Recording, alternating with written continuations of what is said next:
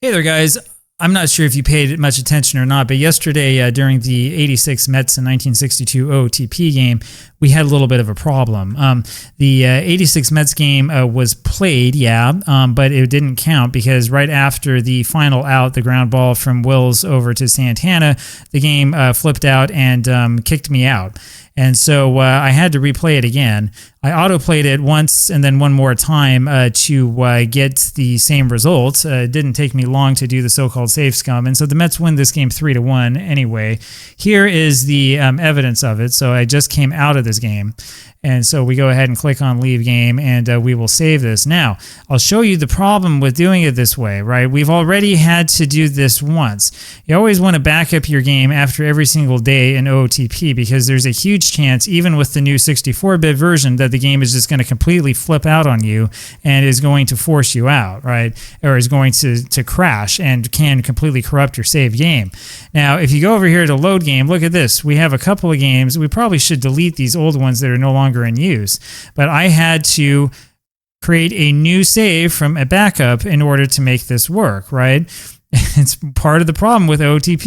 You have to make a new save from a backup in order to make it so that you can go backwards and save scum. It's the only way that you can possibly do it, which is absolutely ridiculous. I talked about this problem before, and it's crazy. So if there is like some sort of problem that I create because of a bad schedule, or a bad schedule because, you know, I had to go back and I had to redo the game or do something like that.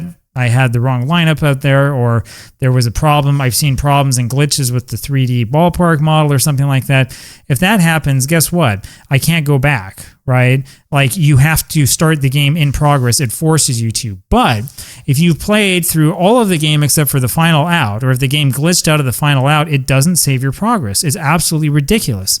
I mean, it's so infuriating, right? And this happens way too often. This is not the first time that this has happened to me in this project. Right? Fortunately, sometimes it happens halfway through, but I just spent a half hour recording this game. I'm not going to go play it again. Right? I mean, it's totally ridiculous. So this is one of the many problems that I've had with OOTP. It drives me nuts. The truth is that it's not really a great managerial simulation. It's designed to be a GM simulation, and I've been saying this all along. I know I've had people in the comment section telling me, oh, no, that's not true. Oh, sure, it's perfectly fine if you want to do a managerial simulation. I've played it myself. I know that there are things that do work, but there are problems like this that come up that are just so infuriating and that, you know, like, you don't even want to touch when it comes to in-game management. The big temptation I have is at the very least to say no to the 3D simulation model, which crashes like crazy and which has so many problems.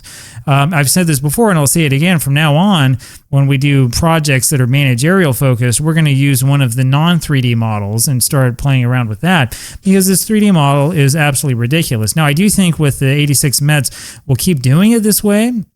I mean, we've put a lot into this. I'm looking, we're 72 games into the season so far, but it really, really is infuriating because it completely breaks any sort of immersion that you have if you have to play the game again because the software glitched and screwed up.